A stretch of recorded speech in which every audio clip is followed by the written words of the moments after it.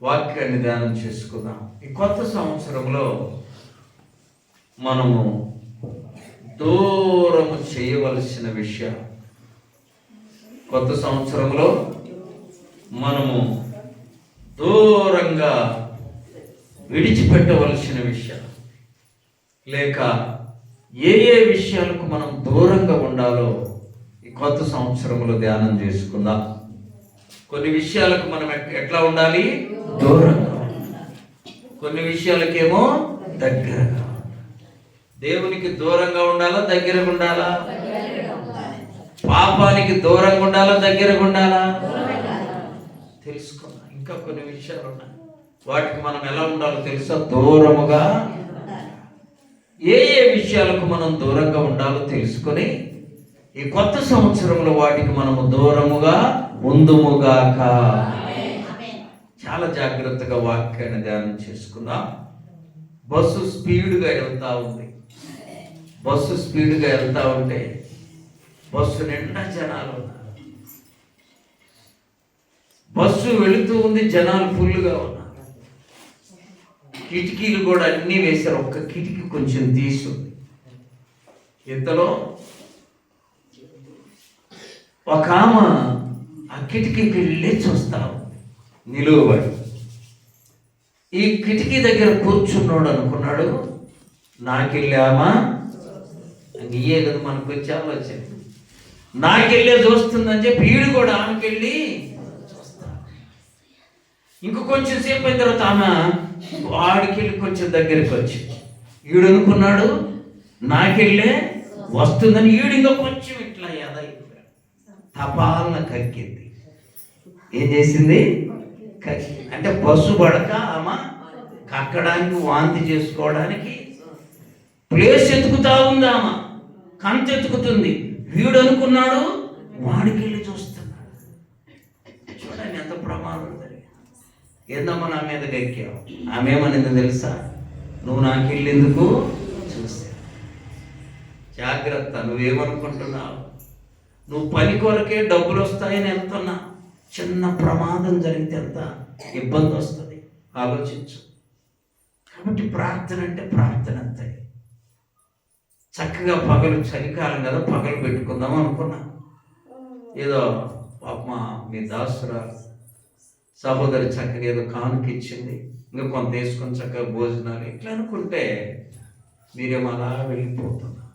ఇంకెప్పుడు ప్రకటన చేసిన తర్వాత మీరు అలా మార్పు చేయొద్దు దయచేసి. అది మన సంఘానికి మంచిది. నాకు కూడా పనులు ఉంటాయి, నాకు కూడా అవసరాలు ఉన్నాయి, కానీ అవన్నీ ప్రక్కన పెట్టి పరుగెత్తుకుంటూ వస్తున్నామంటే మీకు ఆ శ్రద్ధ లేకపోతే ఇబ్బంది జరుగుతుంది. మీరేమో అనుకోవద్దు. ప్రార్థన అంటే అది నీ కుటుంబానికి, నీకు క్షేమము, ఆశీర్వాదం. ఆమేన్. ఎవరి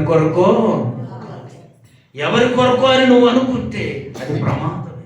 నువ్వు ప్రార్థనకు వస్తే ఎవరికో మేలు చేస్తున్నట్టుగా నీకు నీవే మేలు చేసుకుంటున్నావు, నీ కుటుంబాన్ని నువ్వే కాపాడుకుంటున్నావు.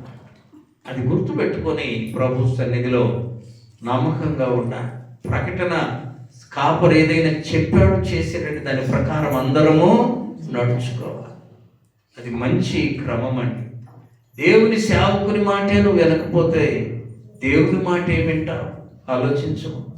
సేవకుని ప్రకటన నీవు గుర్తించకపోతే దేవుడు వచ్చి నీకు చెప్పడు కదా, సేవకుని ద్వారా చెప్పిస్తాడు. అది వినడం నేర్చుకుందాం. మంచిది. ఏ ఏ విషయాలకు మనము దూరముగా ఉండాలి? కొత్త సంవత్సరంలో ఏ ఏ విషయాలకు మనము దూరముగా ఉండాలి అనే విషయాలను మనము ఈ రాత్రి ధ్యానం చేసుకున్నాం. మొట్టమొదటిది చూడండి, తెస్సలోనీయులకు రాసిన మొదటి పత్రిక 5వ అధ్యాయం 22వ వచనం. మొదటి తెస్సలోనీయులకు రాసిన పత్రిక, ప్రతి విధమైన కీడునకును ఎలా ఉండాలి? ప్రతి విధమైన కీడునకు. కీడు అని నీకు తెలుసా?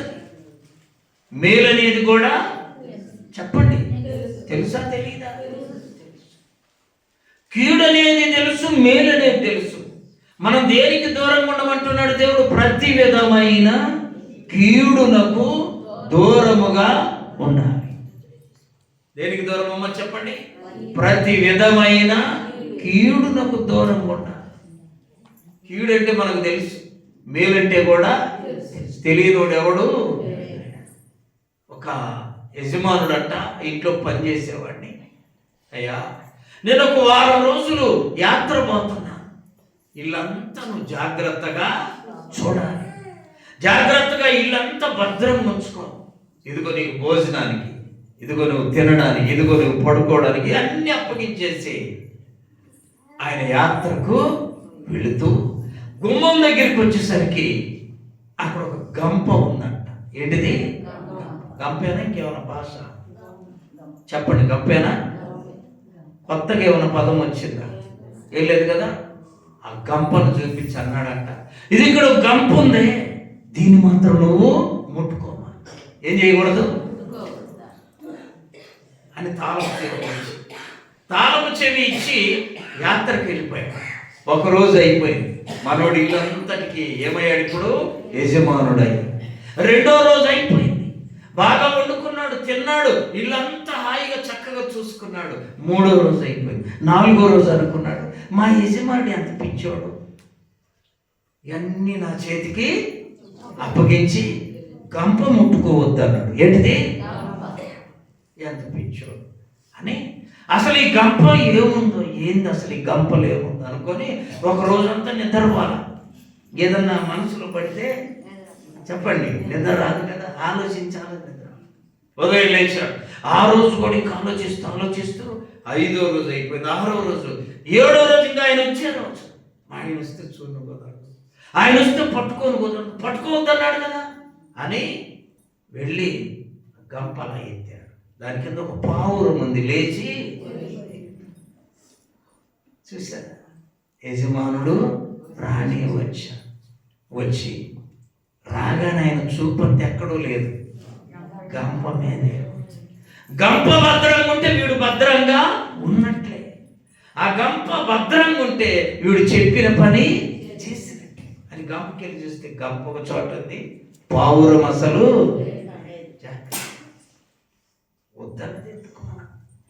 చెయ్యమన్న పనే అది కీడని తెలుసు, చెప్పాడు, దానిని నీవు ముట్టుకో. ఒకవేళ యజమానుడు వచ్చినాకయ్యా ఇవన్నీ నన్ను చూడమన్నావు, ఏలమన్నావు, ముట్టుకోమన్నావు, అది ఒక్కటి ముట్టుకోవద్దన్నావు, ఏముందని అడిగితే చెప్పేవాడే, అది పెద్ద ప్రమాదము.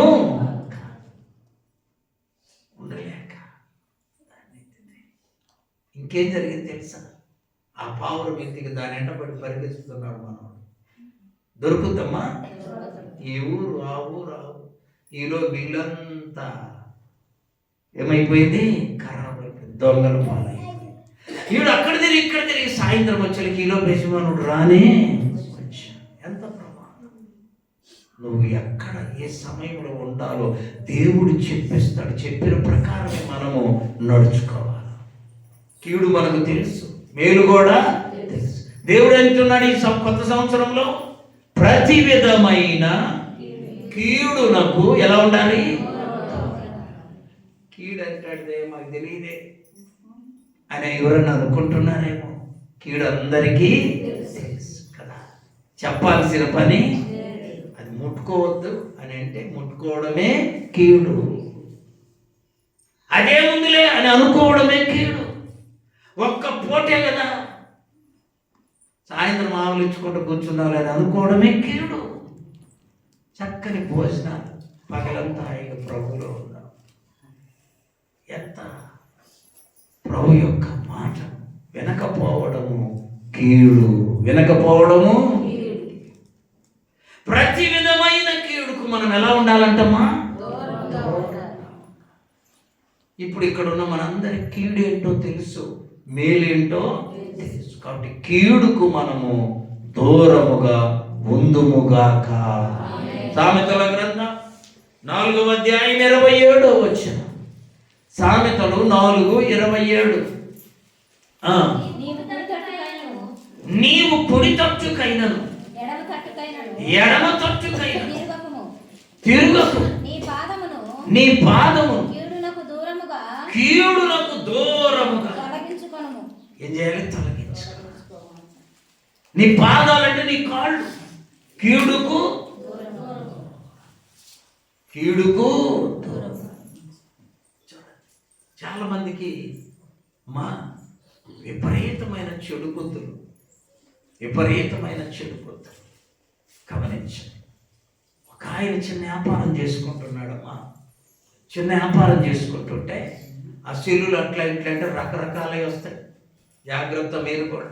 జనవరి 1వ తేదీ ఉదయాన్నే సెల్లు తీయగానే खाना पीने नहीं 3 दिन में ఆకలి హై అని ఒక నాకు మెసేజ్ పెట్టాడు. 3 రోజుల నుంచి అన్నము పాపం అనిపించి 200 వచ్చాయి నా సెల్లు నుండి. ఆ రోజు నుండి నా సెల్లు పని చేయట్లేదు. నా బ్యాంక్ అకౌంట్లని గందరగోళం చేశాడు. ఏమేమో చేశాడు. నిన్న అది కొనుక్కొని వెంటనే బ్యాంక్కి వెళ్తే ఇంకెప్పుడు అట్లా పంపబాకు సార్. చూసారా? చాలా జాగ్రత్తగా ఉండాలి మనం. లోకం బహు చెడుగా ఉంది. అందుకనే దేవుని వాక్యం ఏం చెప్తుందో తెలుసా? దినములు కనుక మనం చాలా జాగ్రత్త. అర్థమైందా? బహు ప్రమాదాల్లో పడతాం. మన పాదాలనంట ఏం చేయాలి? కీడుకు. చిన్న వ్యాపారం చేస్తుండమ్మా. బాగా రోజుకు 1000, 2000 అట్లా వస్తున్నాయి. పర్లా ఉండొచ్చు కదా. అసలు దిగానే 1000 కడితే 10,000 అని వచ్చిందంట. 1000 కడితే 10 రోజులు ఉంటే కదా నాకు 10,000 వచ్చేది. ఇక్కడ ఒక్కరోజు 1000 కడదాను కట్టి 10,000 వచ్చింది. ఇక మనోడికి ఆశ పెరిగి ఇక 2 రోజులు ఆలోచించలేక 3వ రోజు 3,000 కడితే 30,000 అని వచ్చింది. మళ్ళా కట్టాడు. ఎంత వచ్చింది ఇప్పుడు? వ్యాపారం మొదలుపెట్టి అవి కట్టడం మొదలుపెట్టి 18 లక్షలు పోయింది. ఎన్ని? భార్య చీయనే, పిల్లలు చీయనే, సమాజము ఎంత బాధ. ఎప్పుడు కూడా నువ్వు కీడుకు నీ పాదాన్ని ఎక్కడ ఉంచాలమ్మా? దూరం. అక్కడ కీడు ఉందని తెలిస్తే దూరంగా. మొదటి కీర్తనలో మొదట్లోనే దేవుడు సెలవిచ్చాడు, దుష్టుల ఆలోచన చొప్పున, పాపుల మార్గమున, అపహాసకులు కూర్చుండు చోటున వాళ్ళతో మనకు పనే. చెప్పండి, పనే. వాళ్ళతో మనకు సహవాసమే. వాటితో మనకు సంబంధం ఉండకూడదు. ఏమేం చేయాలి? కీడుకు దూరం. రెండో మాట చూడండి, మనం దూరంగా ఉండవలసింది. కొరింథీయులకు రాసిన మొదటి పత్రిక 10వ అధ్యాయం 14వ వచనం. మొదటి కొరింథీ 10:14.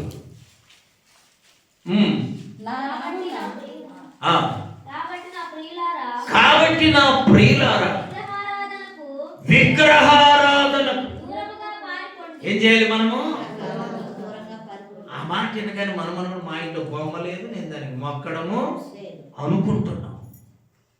దేవునిని తప్ప నువ్వు దేన్ని వెంబడించినా అది విగ్రహారాధనే. ఆమేన్. అంటే ఈరోజు ప్రార్థన ఉందంటే మీరు ప్రార్థన వదిలేసి పనికి వెళ్ళారు, అది విగ్రహారాధనే. గుర్తుపెట్టుకోండి. దేవుణ్ణి తప్ప, అర్థమైందా? నీ మనస్సునందు, నీ హృదయమందు, నీ తలంపునందు, నీ ఆలోచనందు ఇంకొకటి నీవు తలస్తే అది విగ్రహారాధన. దానికి దూరముగా వెళ్ళాలి. విగ్రహారాధన. దేవుని కంటే ఈ భూమి మీద దేనిని మనం ఎక్కువ ప్రేమించకూడదు. దేవుని కంటే ఎక్కువ మనకి ఈ భూమి మీద ఏమీ లేదంతే. ఆ తీర్మానంతో ఉండాలి. 2 ఉదాహరణలు చెప్తాను చూడండి. ఒకటి, హన్నా భర్త పేరు ఎల్కానా కదా. ఎల్కానాకి 2 భార్యలు. హన్నా పేరు. హన్నా అందగత్తె అయినందువల్ల పెనిన్నా కంటే హన్నాను ఎక్కువగా ప్రేమించాడు. ఆమెకు ఒక భాగం ఇచ్చి ఈమెకు 2 భాగాలు. అర్థమైందా? దేవుడు ఏం చేశాడు తెలుసా? ఈమె గర్భాన్ని ఏం చేశాడు? నువ్వు 2 బాళ్ళు ఇచ్చావు, నేను అసలు ఫలింపే లేకుండా. అంటే దేవుని కంటే ఎక్కువగా హన్నా నేనేం చేశాడు. ఇంకొక వాక్యం, యాకోబుకు కూడా ఇద్దరు వారి పేర్లు చెప్పండి. రాహేలు, లేయా కదా. రాహేలేమో అందగత్య, లేయా ఏమో జబ్బు కళ్ళు కలు. సరే, అందము తక్కువ కదా. యాకోబు ఏం చేశాడు? రాహేలును ప్రేమించాడు, లేయాను. ఇప్పుడు చెప్పండి, దేవుడు ఏం చేశాడు? లేయాను ప్రేమించాడు. రాహేలుకు పిల్లలు లేకుండా అజాలు. పిల్లలుంటే స్త్రీకి ఆశీర్వాదం, లేరంటే చెప్పరానంత బాధ. ఈ డజన్లు 3, 4 తెలియదు. ఇప్పుడు మా పిచ్చారు 3 కొడుకులు గట్టికి చదువుతులు ఇవ్వడం. ఎంతమంది పిల్లలంటే 3 కొడుకులు. చూడండి, దేవుడు ఎప్పుడు తక్కువ చేయడం వారికి కదండి.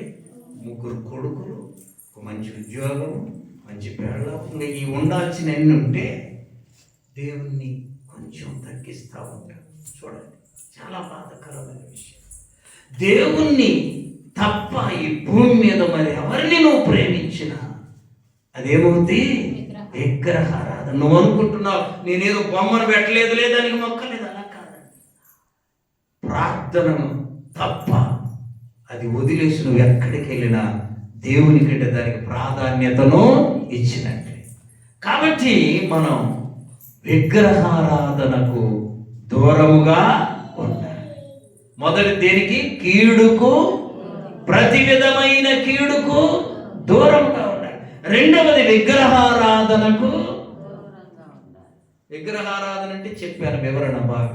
దేవుణ్ణి తప్ప దేనిని ఎక్కువగా ప్రేమించిన అది నీకు విగ్రహారాధనే. ఆమేన్. చూడండి వాక్యములే. ఎఫెసీయులకు రాసిన పత్రిక 5వ అధ్యాయం 5వ వచనం. ఎఫెసీ 5:5. అపవిత్రుడైన విగ్రహారాధికుడైన అయ్యున్న లోబి అయినను క్రీస్తు యొక్క దేవుని యొక్క రాజ్యమునకు. విగ్రహారాధికుడు దేవుని రాజ్యానికి హక్కుదారుడు. కాబట్టి విగ్రహారాధనకు దూరముగా ఉందుముగాక. మూడవది చూడండి, మనం దూరంగా ఉండవలసినది. నిర్గమకాండం 23వ అధ్యాయం 7వ వచనం. అబ్బా, దేనికంట? నోరు తెరిచి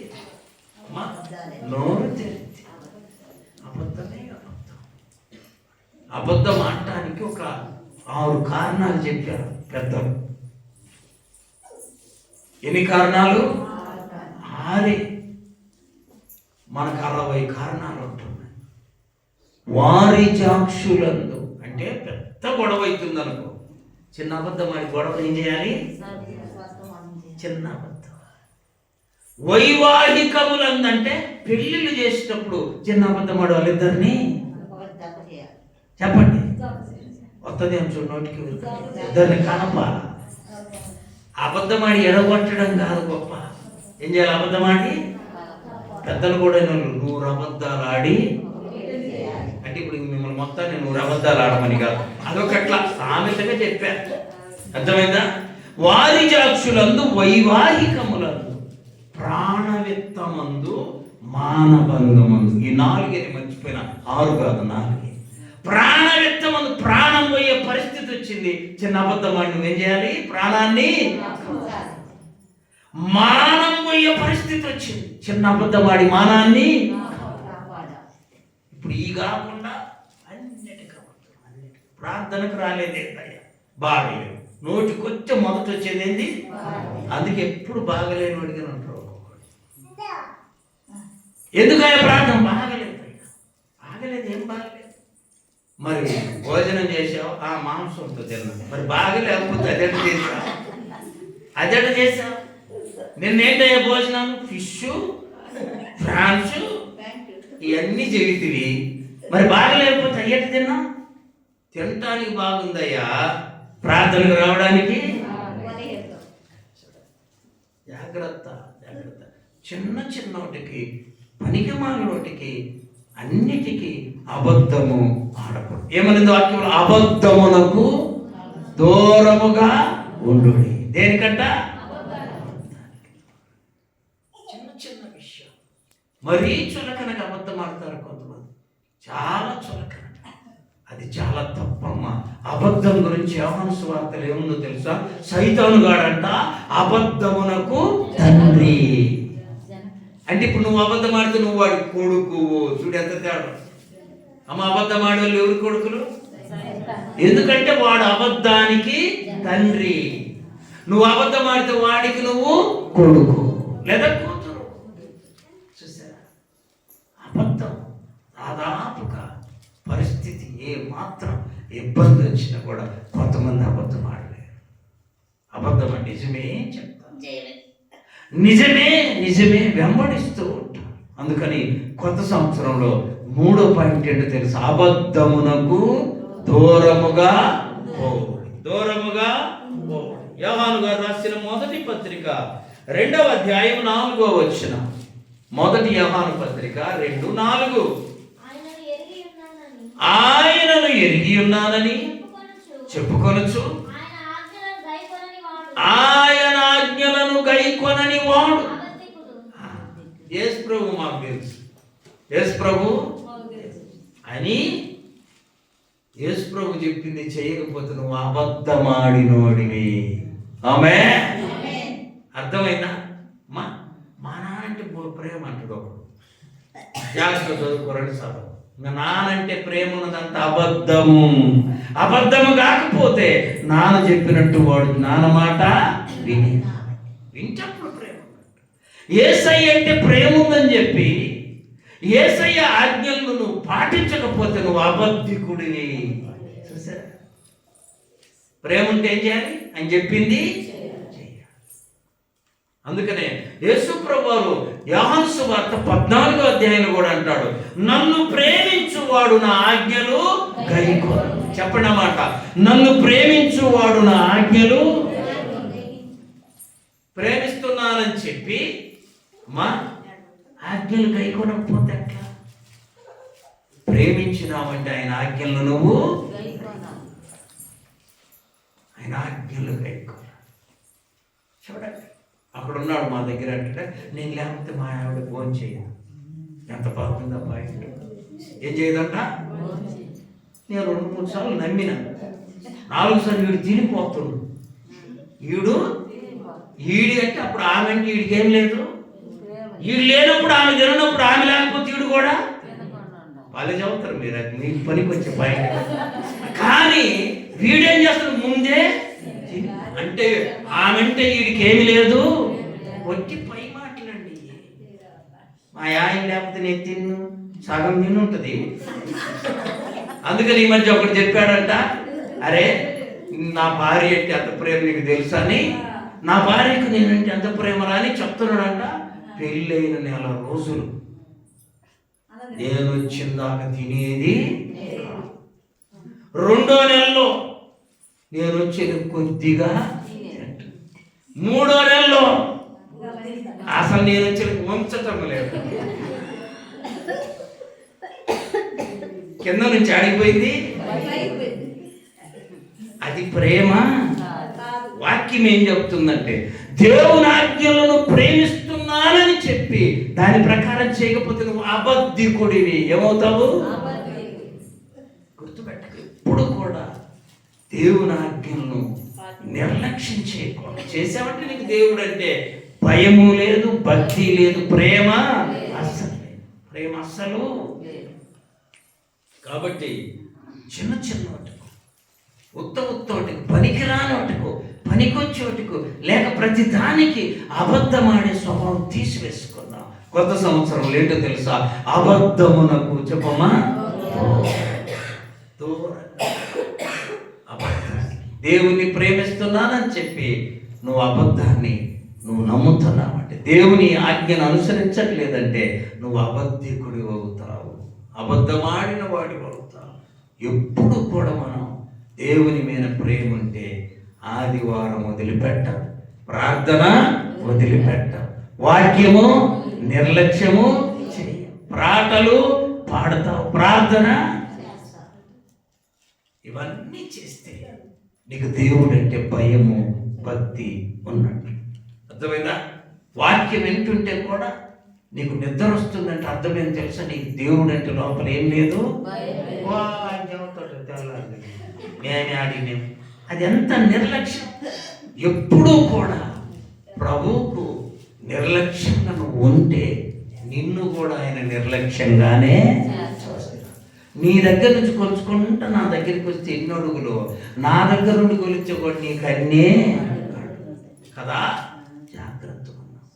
హోషేయ గ్రంథం 13వ అధ్యాయంలో దేవుడు అంటాడు, మీరు నా వైపు తిరగండి, నేను మీ వైపు. అర్థమైందా? మనం ప్రభు వైపు తిరగాలి, ఆయన మన వైపు. ఎప్పుడు ఆయన తిరుగు. కొంతమంది ఆశీర్వదించు ఆశీర్వదించు, మమ్మల్ని ఆశీర్వదించు, మా ఇంటిని ఆశీర్వదించు, ఇదే దించు దించు. ఆయన ఆశీర్వదించను, ఆయన చెప్పింది నువ్వు వింటున్నావా? ఆయన చెప్పిన ప్రకారం నడుస్తున్నావు, అప్పుడు ఆయన ఆశీర్వదిస్తాడు. చదువు యోషయ 13:1. ఎఫ్రాయిము చదువు, మాటలాడినప్పుడు భయము కలిగి. చూసారా? దేవుని మాటలు వింటే మనకేం కలగాలి?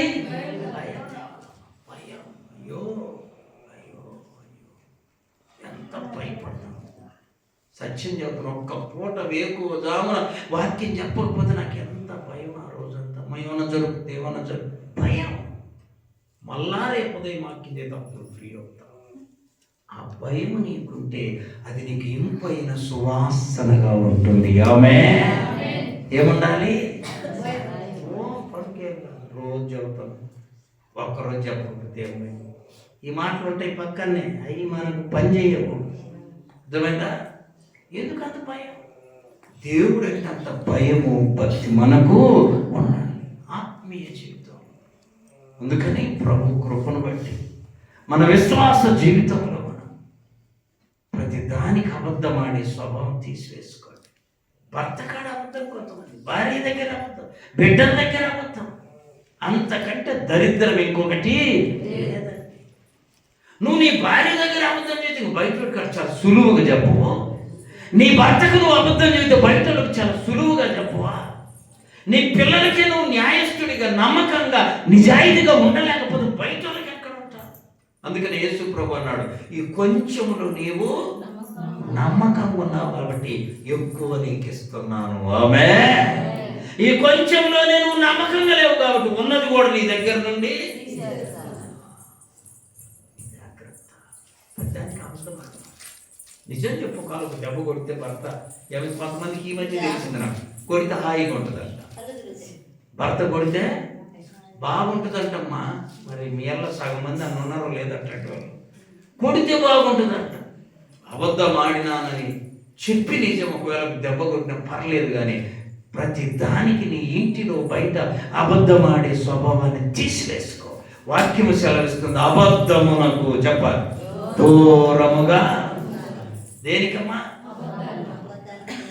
4వ మాట చూడండి, 4వ మాట 119వ కీర్తన 29వ చరణం. 119, 29. కపటపు నడత ఏముండాలి మనకు?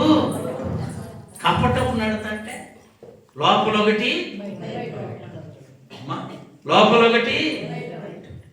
నువ్వు కపటముగా లోపల మోస స్వభావం పెట్టుకొని బ్రతకడం దేవునికి ఇష్టం లేదు. ఆ కపటపు నడతను దేవుడు ఏమంటున్నాడు తెలుసా? దావీదు గారు దేవుని అడుగుతాడు, నాకు దూరము. కపటం చాలా తప్పండి. వీళ్ళను బైబిల్ ఇంకొక చోట ఏమి రాయబడిందంటే క్రొత్త నిబంధనలో వేషధారులు అన్నారు. ఎవరు అంటే వేషాన్ని. కొంతమంది డ్రామాలో స్త్రీ వేషం వేస్తారు. స్త్రీ కాదాడు, వేషము. స్త్రీ వేషం వేశాడు కానీ వాస్తవంగా అతను స్త్రీ. అలాగే కపటం లోపల ఒకటి బయట చాలా ప్రమాదం ఇది. దానికి మనం ఏం చేయాలంట? దూరముగా. చెప్పాను, కొత్త సంవత్సరంలో దూరంగా ఉండాలి. కపటానికి దూరం, కీడుకు, అబద్ధానికి. ఎంత మంచి! ఈ చూడటానికి చిన్నగా కనపడుతున్నాయి మనకు, ఈ పెద్ద ప్రమాదం. బైబిల్లో ఇస్తానన్న చందా ఇవ్వకుండా ఇంతేనయ్యా అంటే ఇంతే అన్నందుకు వాళ్ళు ఏమయ్యారు? బాగా తెలుసురా. చాలా వందనాలు మమ్మీకు, ఇన్ని రోజులు టకీమని జవాబు చెప్పారు. మీ అందరికి వందనాలు. వాళ్ళు ఏం చేశారు? కొట్టారు. ఏమన్నా పేతురును ఏం చేశారు? అబద్ధము. ఎంత ప్రమాదం! అననీయ సభ్యులు చనిపోయారండి. దేనికి? ఇప్పుడు మనం ఇంత లెక్క అయితే ఎన్నిసార్లు చచ్చిపోవాలి? రోజుకు 4 సార్లు. జాగ్రత్త. దేవుని వాక్యం చూడండి. 5వ దూరంగా ఉండవలసిన 5వ విషయాన్ని తెలియజేస్తున్నాడు. తిమోతికి రాసిన 2వ పత్రిక 2వ అధ్యాయం 22వ వచనం. 2వ తిమోతి, నీవు యవ్వనేచ్ఛల నుండి పారిపోవాలి. చూడండి, పవిత్ర హృదయులై ప్రభువునకు ప్రార్థన చేయాలి.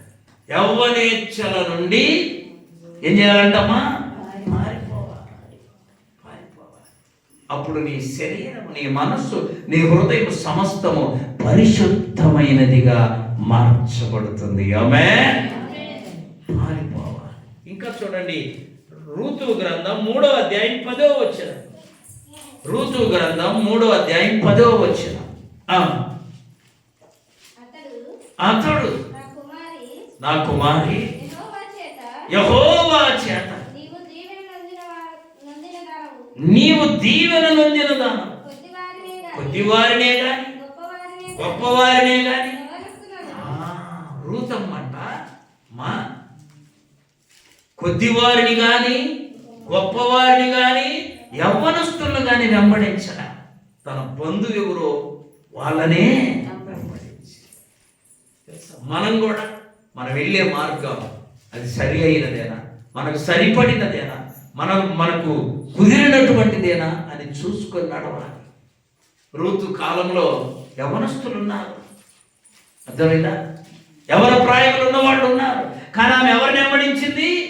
యవనస్తులను వెంబడించాలి. బోయజునే వెంబడించింది. బోయజు తన బంధువు, బోయజే తనకు సహాయం చేస్తారని బంధు మార్గములోనే నడిచింది. కాబట్టి యవ్వనేచ్ఛల నుండి పారిపోవాలి, యవ్వనేచ్ఛల నుండి దూరముగా పారిపోవాలి. తర్వాత చూడండి, 6వ కార్యం, మనం దూరంగా వెళ్ళవలసిన 6వ కార్యం ఆదికాండం 39:12 వచనం.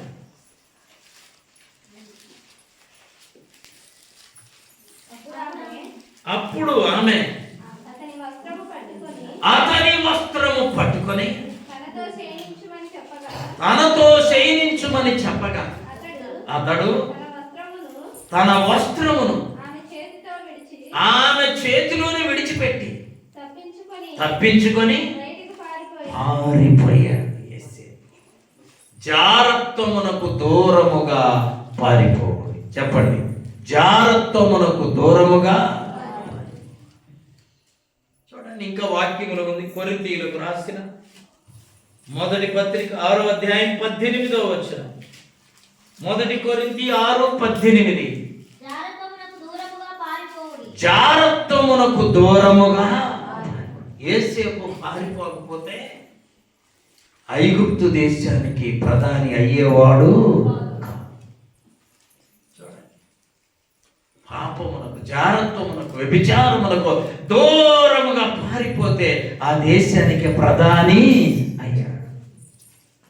7వది చూడండి అమ్మ, 7వ కార్యం, మనం దూరంగా ఉండవలసిన 7వ కార్యం తిమోతికి రాసిన మొదటి పత్రిక 6వ అధ్యాయం 20వ వచనం. బైబిల్ చెప్పండి అమ్మ, అప్పుడన్నా నిద్ర రాకుండా బైబిల్ చెప్పండి. అటు ఓ తిమోతి, నీకు అప్పగింపబడిన దానిని కాపాడి అపవిత్రమైన వట్టి మాటలకును జ్ఞానమని అబద్ధముగా చెప్పబడి అపరీత వాదములకు దూరముగా. పనికిమాలిన విషయం. ఒకడు అడిగాడు, నిజామాబాదులో నిమ్మకాయను ఏమంటారని అడిగాడు. నిజామాబాదులో నిమ్మకాయను. వీడికి పెద్ద మైండ్లో అంత బుర్ర బగలు కొట్టుకుంటుంది. ఏమంటారు అందరిని అడుగుతాడు. ఎవడికి తెలుస్తుంది నిజామాబాదులో నిమ్మకాయని ఏమంటారని ప్రశ్నమ్మ. వీడు 3 రోజులు అన్నం తినకుండా అందరిని అడిగొచ్చి, ఈ ఊర్లో అందరిని అడిగొచ్చాడు. అన్నం తినక నిద్రపోవాలి. నిజామాబాదులో నిమ్మకాయని ఏమంటారండి. ఎవరిని అడిగి నేను చెప్తాను, నాకేం తెలుసు నిజామాబాద్ బోర అంటుంది. సరే 3 రోజులు అయితే తిరిగి వచ్చినాక మళ్ళీ వాడికి అడిగి వచ్చి ఇంకా నా చేత కాలేదురా ఏమంటారు, నిమ్మకాయ అంటారు. నిజామాబాద్లోని కూడా, హైదరాబాద్లో కూడా, అమెరికాలో కూడా నిమ్మకాయని ఆడైనా. ఈ పనికి మాలిన విషయాలకు సమయాన్ని వ్యర్థము చేసుకోవాలి. ఎక్కడికి వెళ్ళినా వివాదాలు ఉంటాయి. వాటికంట మనం ఏం చేయాలి? దూరముగా పారిపోవాలి. వివాదాలకొద్దు, గొడవలకొద్దు. అసలు మీరు బయటికి వివాదాలు ఇప్పుడు ఉన్నాయండి. అందుకని 3-4 కలిసి మాట్లాడేది మనం వెళ్ళనే. 3-4 కలిసి ప్రార్థన చేస్తుంటున్నాం అక్కడికి. చప్పట్లు కొట్టి ప్రభువు అయిపోతాం. ఆత్మ సంబంధమైన విషయాలు ఎక్కడుంటే అక్కడ మనము ఉండాలి. లోక సంబంధమైన విషయాల దగ్గరికి మనము. అప్పుడు నువ్వు దుష్టత్వానికి దూరంగా ఉన్నవాడు అవుతావు. ఇంకా చూడండి, తీతు పత్రిక 3వ అధ్యాయం 9వ వచనం. తిమోతి పక్కన ఉంటున్నా.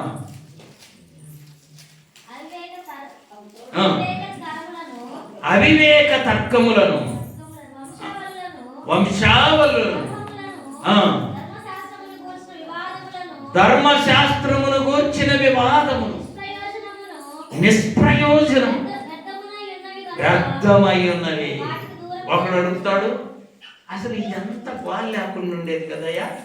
ఆ ఏదేం తోటలో మంచి చెడ్డలు తెలియని వృక్షం లేకపోతే గోల్ ఉండేది. ఓయమ చాలా దూరం పోయిన మనం.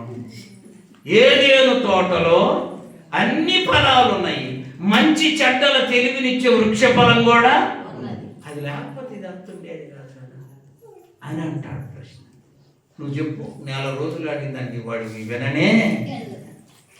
బైబిల్లో ఏ విషయమైనా అర్థం కాకపోతే మనం ఏం చేయాలో తెలుసా? ప్రభు చేతికి అప్పగించి ప్రార్థన చేయాలి. అంతేగాని దాన్ని వాడిని అడిగి ఈయన్ని అడిగి ఏదో తర్కం తీసి అవన్నీ మనం చెయ్యనే. వివాద తర్కాలు మనకొద్దు. వివాద తర్కాలు. ఒకడంట దేవదాసయ్య గారి దగ్గరికి వచ్చి ఒక రోజల్లా పరిశీలన చేస్తే ఎవరెవరు ఏ బాధతో వస్తున్నారో ఆయన చెబుతున్నాడంట. ఎవరెవరు ఇట్టి స్థితి కలిగి ఉన్నారో చెప్తున్నారు. మరుసటి రోజు అంట మా వినండి, మరుసటి రోజు వచ్చి చూస్తే ఒక ఆమె ఒట్టి టిఫిన్ పట్టుకొని వచ్చింది.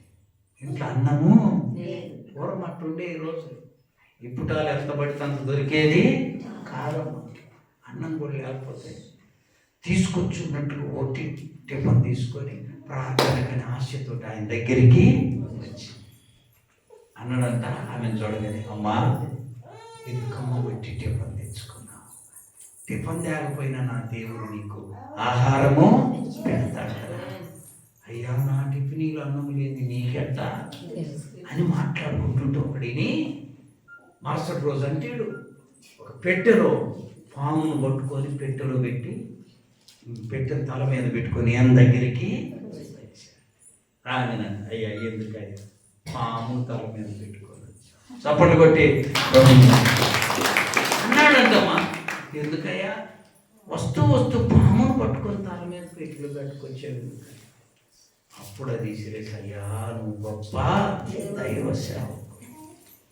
వివాదాలు వద్దు మనకి. నువ్వు కావాలంటే ప్రభు మీదనే పోరాటం చేయి, ఛాలెంజ్ చేసుకో. ప్రభు దగ్గరే 1, 2, 3, 4 దినాలు ప్రభు దగ్గర పోరాడు. ఒక ఆయన పోరాడితే దేవుడు అన్నాడు ఆయనతో, అయ్యా నువ్వు మనుషులతో పోరాడి గెలిచావు, దేవునితో కూడా పోరాడి నీవు సామాన్యుడి కాదు. నీ పేరు ఈ రోజు నుండి యాకోబు కాదయ్యా, నీ పేరు. ఆ పోరాటం ఏదో ప్రార్థనలో చెయ్యి. అమ్మా నీ పోరాటం ఏదో, నా పోరాటం మా ఆయన మీద వద్దు. నీ పోరాటం ప్రార్థనలో చెయ్యి, నీ పోరాటం భక్తిలో చెయ్యి, నీ పోరాటం పరిశుద్ధతలో చెయ్యి. 7 విషయాలు చెప్పుకున్నాం. మనము దూరముగా ఉండాల్సినవి కదా. వీటన్నిటికీ కొత్త సంవత్సరంలో దూరంగా ఉండి ప్రభువుకు దగ్గర.